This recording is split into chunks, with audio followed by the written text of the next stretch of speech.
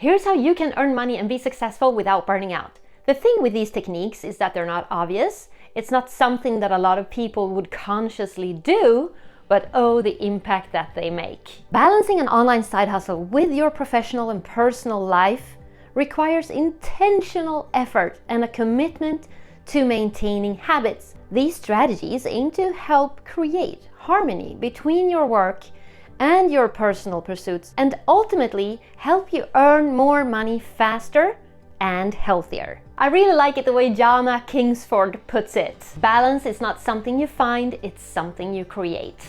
So let's create. Set clear boundaries. Establish specific working hours. Picture this. You carve out specific working hours. Whether it's the crack of dawn or the witching hours, doesn't matter, as long as you designate time for hustling. And leaving no room for distractions and procrastination. We'll talk more about this. And this also gives you the opportunity to define your leisure hours. Because remember, we want to find the balance between hustling and leisure. Then create digital barriers.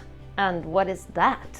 Digital distractions. I think they are among the biggest ones right now. So silence your notifications and take control of your social media interaction. Time spent on social media is a waste of time that you could have spent on your side hustle adventures instead. And I mean, as long as you're working on your side hustle, all notifications have to be blocked, turned off, and ignored. So armed with the power of clear boundaries, you are now navigating a sea of side hustle efficiency. But this is not enough. We move on to the next step. Oh, the sacred act of time blocking. Here we are. Imagine yourself as a conductor. You have to orchestrate your time. Divide your day into distinct blocks, each block dedicated to a specific purpose. It's either productivity or leisure. Whether it's side hustle tasks or personal errands, each block holds its own melody in your symphony today. So you'll find yourself gliding between efficiency, relaxation, and maybe personal errands and must-dos.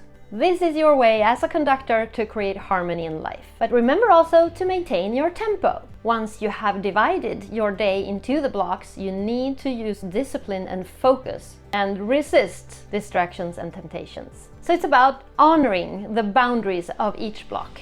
But this will also allow you at the end of the day to feel fulfillment and accomplishments. Once you've done this, it's time to prioritize. This one simple trick to prioritize your tasks will leave you feeling calm and confident that you will be efficient and you will be motivated to keep working. So I'm going to arm you with the wisdom of the Eisenhower matrix. Armed with the wisdom of the Eisenhower matrix, you can tackle your tasks with confidence and clarity, knowing that you'll stay away from procrastination and distractions. Like Laura Vanderkam teaches, author of the Off the Clock, Feel Less Busy While Getting More Done, she says that prioritizing what matters most, setting clear goals and managing time effectively, anyone can create a fulfilling and balanced life. So your never-ending to-do list, deadlines, activities, and the so often, oh, I should probably do that too, tasks,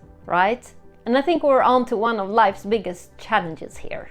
So stay tuned for this tool, it's really helpful. So the key to work-life balance is to prioritize what matters most and let go of the rest. So let's find this way. So in the world of the Eisenhower matrix, your tasks are categorized into 4 quadrants. In quadrant 1, we have the urgent and important tasks, the ones that need your attention right away. Now, there is no waiting.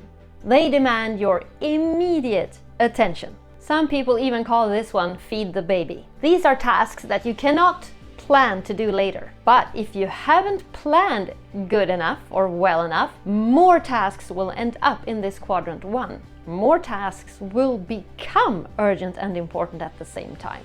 So let's move on to quadrant 2, where you actually do the planning to stay away from ending up in quadrant 1. So quadrant 1 is the world of important but not urgent tasks. Here are your long-term goals and your strategies. Planning sessions and projects for your future success. I guess this is like tending to your garden, though I don't know much about gardens, but I guess it's like tending to your garden. You have to plant the seeds and nourish them so that they eventually grow into something beautiful or useful. That's what you do in quadrant 2.